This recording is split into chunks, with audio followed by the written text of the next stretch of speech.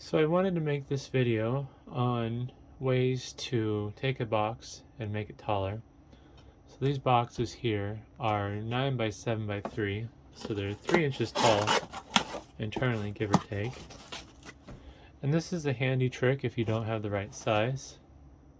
So let's say you need this particular footprint, but you need a box that's taller. One thing you can do is you can take the box and you can shove another box inside of it by opening it up and not taking the bottom. Get that. There we go. And now you have a taller box after you shut the top. You just increase the size of your box. And basically doing this, you can increase the height of your box by whatever the original height of the box is, plus half of the width. So in this case, since the width is 7 inches, this here should be probably about 6 3/4, I would guess, maybe even 7. Yeah, just around 7. We'll get a better view of that. Shut the lid so it's a little more obvious. It's just around 7. One thing you can also do if you need just a little bit more height, you don't have to push these in completely together. I'll do this off camera.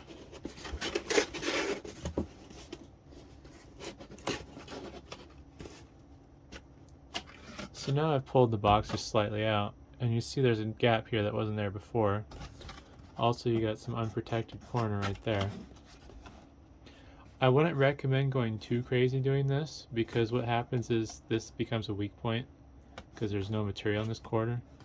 When you tape the box, you can tape it together, but it's still not going to be as strong as a proper corner. Luckily, that's a point where if it does get impacted, like the box is going to get dropped like at a diagonal, so it's going to hit this whole side.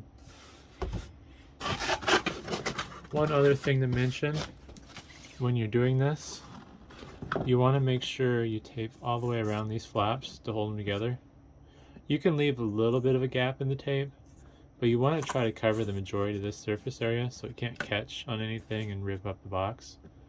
So usually I'll go around, like in this case I would go around here by the seam with my packing tape, and then I'd probably go up another layer and have it overlap this first layer, because in this particular layout, what I'm going to do then after I go around the sides is I'm going to hold the box, I'm going to tape this flap shut a long way like you normally would, and then I'm going to take these sides and I'll take my example tape, I'll take the tape and I'll tape these side flaps down to the top of the box, and that'll help keep everything together and keep you compliant with the FedEx regulations for, or well, FedEx and UPS for proper packaging.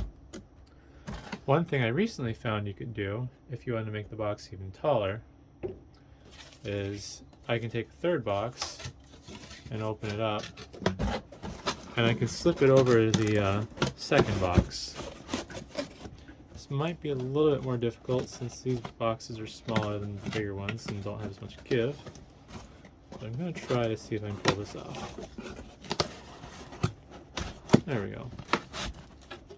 And then in that case, the top box, which would be the third box, I would push down to the point where it meets the top of the box that's internally. So like it's going to stop around this point. And the reason I would do that is you still get corner protection. So that's the corner of the second box. You have these little gaps here, but those aren't going to be big enough of a weak point for you to have to worry about. Plus, you're basically, whether you do 2 or 3 boxes, you're basically making a double wall box out of your package, which is going to be stronger. And in this band right here down the middle, it's actually a triple wall, because you got 3 layers of corrugated cardboard up against each other. And then basically the taping is a little bit easier then. So you tape the top and bottom like you normally would. This example is kind of bad because normally you want to tape over this seam as well. Then you go around this, and then you just tape your top up. And I just shipped some packages using this method that weigh, I think they were 50 pounds each, if I remember right. And I don't have any issues with there being any kind of shipping damage. I'm very confident that unless FedEx does something really stupid to my packages, this will survive. I definitely used a lot of tape and bubble wrap though, so that's definitely something that you got to keep in mind. One other way I have seen people do stuff, which I don't know if I like, I've done before. What you can do is you can, let's see if I can get this right. You can kind of interleave tabs on the box like this. The only thing I don't like about this is it's more difficult to tape, but with this method you can extend your box out to be even longer. Like, let's say you have a package that's really long that you don't want to buy a custom box for. Well, you could do this a couple times.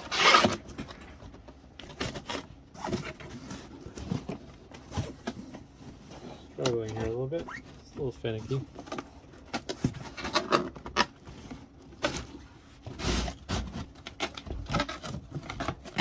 Alright.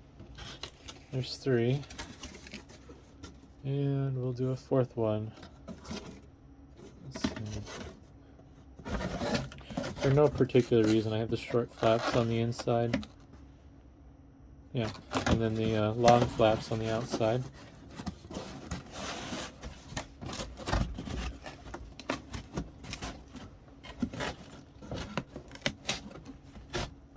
Oops. I messed that up. This needs to go out, not in. So you could do something like this to get a taller box. Although I just noticed this is a little crooked. But the problem with doing something like this is now you have a lot of surface area you have to tape. If you don't cover all this in tape, your package isn't going to hold together. I don't even have the top in frame. So that makes a pretty tall box. Went from 3 inches to 14. Versus the initial method I showed would have gotten you to about 11 with just the 3 boxes. I really wouldn't recommend this though. It's not that it won't work. It's just like I said, you're going to have to basically tape up this whole outside of this to keep it together. It will be durable. It's not that it won't work. It's just it's going to twist apart and shift. I've done it before with lightweight stuff that wasn't fragile. But yeah, those are some ways you can stack your boxes to get extra height. Another trick, which is a little bit more common, is you can cut the skinny flaps in half, and then you can fold the box to make it longer. I don't want to do that to these boxes at this time because I'm not going to use them for that, but there's videos on that, how you can make a longer box. That's also a handy trick. I might make a video on that sometime. It's just I don't have any boxes right now. I need to do that too. So yeah, hopefully that was interesting on some ways to make your boxes bigger if you don't have the right box size in stock. I frequently double up boxes because I try to limit the number of box sizes I carry, because the more box sizes you have, the more money you tie up on boxes, plus the more boxes you have to store. So yeah, hopefully that was interesting. Thanks for watching.